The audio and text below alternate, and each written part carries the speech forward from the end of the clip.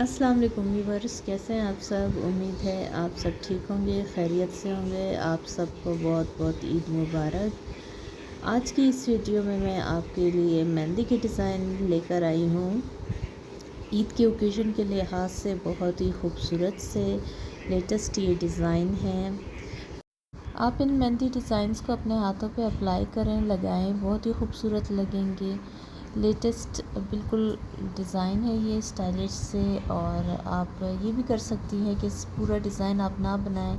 किसी डिज़ाइन से आपको कोई फूल पसंद है या कोई और पैटर्न पसंद है तो वो आप उठा के अपने हाथों पे लगा सकती हैं।